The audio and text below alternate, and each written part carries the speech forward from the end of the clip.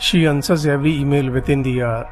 She never misses a deadline. She remembers your birthday, asks about your mother, shows up early to meetings, and somehow still has the energy to help a coworker who's struggling with their workload.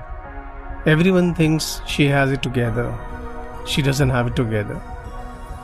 This is a video about the people who are falling apart in a way that doesn't look like falling apart.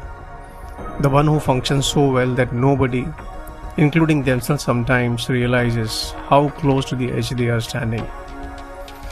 We have a picture in our heads of what struggling looks like. Someone who can't get out of bed, someone who has stopped showing up, someone whose life is visibly unraveling.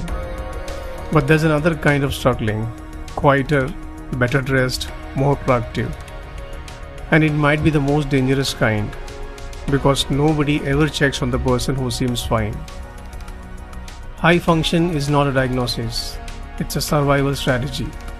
Somewhere along the way, a lot of us learned that being needed was safer than being seen. That productivity could be a hiding place. That if we just kept moving, kept achieving, kept helping, kept performing competence, nobody would look closely enough to notice what was actually happening underneath. The exhausting part isn't the falling apart, it's the performance around it. Because falling apart quietly still requires you to function publicly. You still answer the messages, you still show up to the dinner, you still ask how everyone else is doing.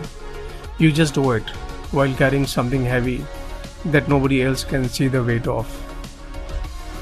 And here's the part that makes it worse. Because you function so well, people don't just fail to notice your pain. They actually use your competence as proof that you're okay. You always handle everything so well. I don't know how you do it all. You're so strong. Each compliment quietly raises the bar. Each one tells you, keep doing this, don't stop, don't show the cracks. So you don't.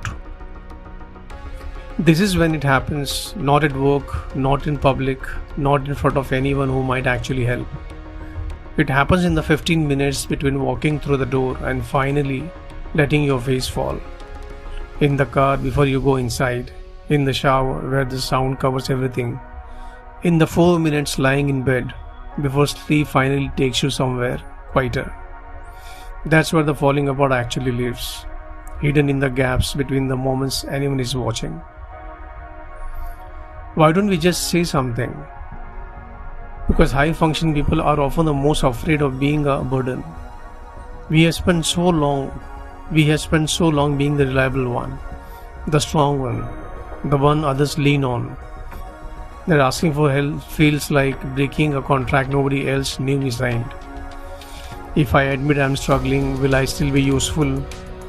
Will people still need me? Or will this be the moment everyone realizes I am not as together as they thought? So we keep functioning, keep achieving, keep performing wellness as a way of avoiding the conversation we are terrified to have. But competence is not the same as wellness. Getting things done is not the same as being okay. You can hit every deadline and still be quietly disappearing inside yourself. You can take care of everyone around you and have absolutely no one taking care of you. These two things, high functions and deep struggle, are not contradictions. They live together more often than anyone wants to admit. If this is you, if you are one everyone relies on, the one who never seems to break, the one holding 3 jobs worth of emotional weight, while still asking everyone else how they are doing, I want you to hear this clearly. You are not allowed to be okay, not as a last resort, not only when you are completely collapsed.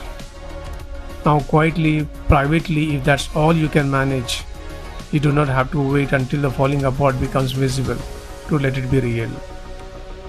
Being high functioning was never proof that you didn't need help. It was proof of how hard you have been working to make sure nobody had to know. That's not strength without cost. That's exhaustion wearing a very convincing disguise. You don't have to fall apart completely before you're allowed to ask for something softer. You don't have to wait for collapse to deserve care. The mask has done its job for a long time. Maybe it's allowed to come down for a few minutes. Just here, just with someone who actually sees you.